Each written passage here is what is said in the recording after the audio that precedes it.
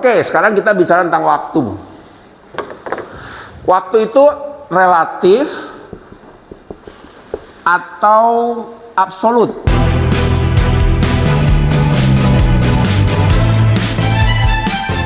Jadi sebenarnya kalau dalam dunia kerja, Pak, waktu itu harus ini yang kita kuasai.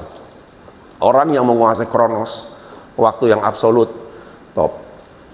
Ya, coba kita lihat orang-orang yang sukses ya, semuanya mengatur waktu tuh. Bangun pagi, ya kan? Pagi mikirin, rancang, hari ini saya ngapain? Rancang hari ini apa yang harus saya lakukan? Ya, kalau ritual saya pagi misalnya contoh ya, selalu kalau di kantor ya, pertama buka email, buka target fokus, kita punya target fokus tuh. Apa-apa yang harus saya kerjakan, apa-apa yang anak buah saya kerjakan, ya isi Google Calendar. Ya, di sini ada, tahu Google Calendar nggak? Google Calendar. Nggak tahu, di handphonenya ada Google Calendar. Ada kan? Berapa orang yang Google Calendar-nya terisi? Padahal kalau kita mau capai level-level tinggi, Google Calendar terisi. Supaya kita tahu hari ini saya ngapain ya. Oh, saya harus baca buku, saya harus mikirin ini, saya harus ketemu ini, saya harus ini dan lain sebagainya. Tapi mungkin perbandingannya kalau saran saya 70-30. Kuasain. Ya, pengaturan waktu. Ya. Kalau yang ini gimana? Oh ini? Coba contoh kalau misalnya dulu zaman ini yang masih single siapa sih? Ada? Ada? Jangan ngaku-ngaku loh ya. Jangan ngaku single. Oke.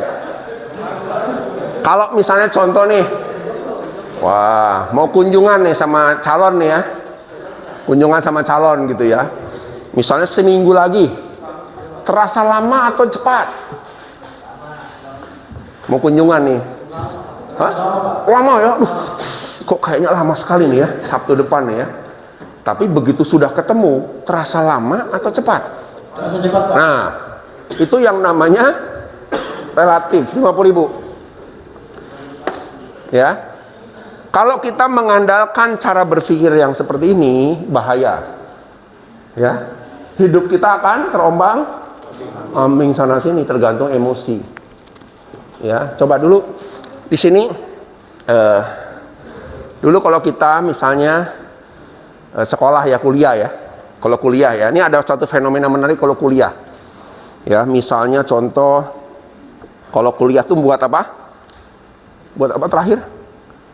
Skripsi. Wah. Masih ingat ya? Siapa yang ingat buat skripsi dulu? Masih ingat ya? Buat skripsi, ketemu dosen pembimbing, yuk kita buat skripsi ya. Pokoknya skripsi harus lulus 6 bulan. Siap Pak. Wah, energi tinggi.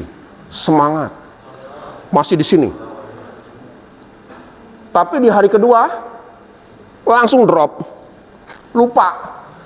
Ah, main dulu lah, masih lama 6 bulan ini. Nah, mulai tuh. Nanti stuck di sini nih. Lama seminggu, 2 minggu, sebulan, 2 bulan, 3 bulan, 4 bulan, 5 bulan. Tiba-tiba ada surat dari kampus. Mohon skripsi segera. Waduh, stres lagi. Naik lagi nggak?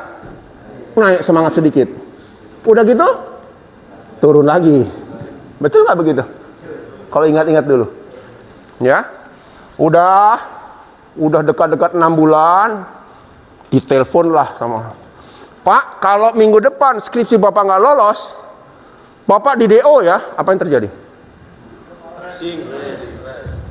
Tapi semangat tinggi. Akhirnya skripsi itu bisa selesai dalam 1 malam.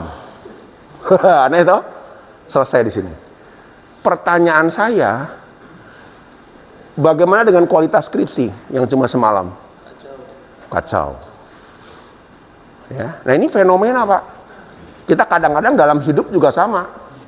Entah hidup karena kerja gitu kan ya. Dalam hidup juga sama. Saya mau punya rumah, perlu juga rumah. Mungkin sekarang dapat insight dari saya, wah kita harus punya rumah nih. Tapi besok loh, turun lagi. Udah nggak inget tuh kata-kata saya. Tapi begitu detik-detik terakhir mau pensiun, waduh, kita belum punya rumah mah. Bagaimana nih anak kita? Wah macam, wah stres begini lagi nih.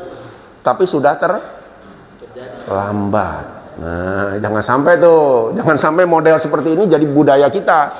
Kalau enggak, Bapak banyak kehilangan momen nih. Menunggu nanti deh, masih lama, masih sekian bulan dan sebagainya. Kalau orang begini gimana? Cara ngatur. Ini kan orang relatif ya, cara ngatur waktu buat skripsi begini. Kalau orang ini, hari pertama buat skripsi, energi tinggi. Apa yang dilakukan? Kumpulkan bahan dulu. Nah, kumpul dulu bahan, tenang. Dia nggak buru-buru juga, santai. Kumpulkan barang, baru beli laptop dulu. Gimana bos skripsi nggak ada laptop? Beli laptop dulu, ya kan? Ya, main game dulu nggak apa-apa, sedikit-sedikit main game gitu ya. Tapi laptop dulu ada kan? Sudah gitu, dia mulai tetapkan apa skripsi apa? Judul dulu. Wah, judul kan? Nah, mulai lagi, slow lagi. Tapi dia gini-gini nih. Akhirnya begitu 6 bulan jadi. Tapi dia bisa atur waktu, kapan main, kapan ini dan lain sebagainya. Ini orang-orang yang absolut tuh begini. Beda kayak ini ya. Berbulan-bulan ada di bawah. Main, lupa, segala macam. Baru akhir kaget, dikejar-kejar. Kalau ini nggak dikejar-kejar, dia atur waktu. Ya, kayak contoh saya sejak tahun 2020 ya. Satu kan doyan baca. Ya, kemarin waktu 2020 pandemik, saya cek tuh di lemari saya. Banyak sekali buku yang saya beli tapi masih dalam plastik. Ada yang beli tahun 2012, masih dalam plastik, Pak. Belum saya buka. Jadi seneng kumpulin buku tapi bacanya bingung kapan waktunya gitu ya.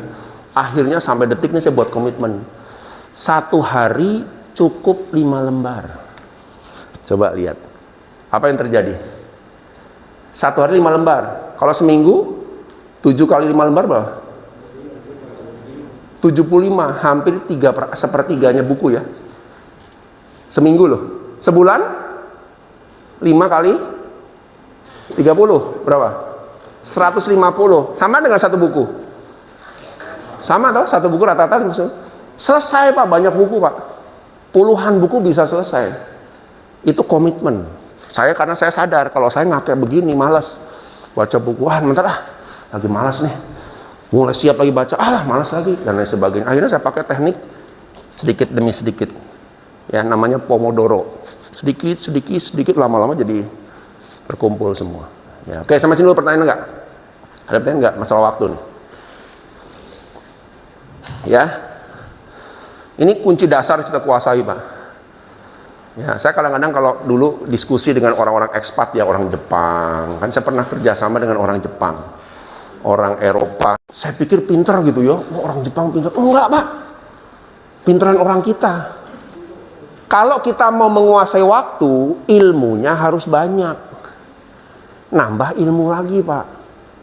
Nah, itulah gunanya kita pelatihan di tempat hari ini adalah ilmu-ilmu itu ditambahkan supaya Bapak ketika nanti someday ada kesempatan, ada peluang, sudah terampil.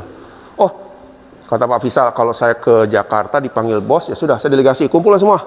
Meeting dulu, atur waktu ya. Ya, nanti kontrol. Pakai WA, saya telepon besok jam sekian. Oke ya, saya pergi dulu naik pesawat. Gitu kan? Anak buah, pulang gimana? Beres semua? Beres, bos. Aman semua.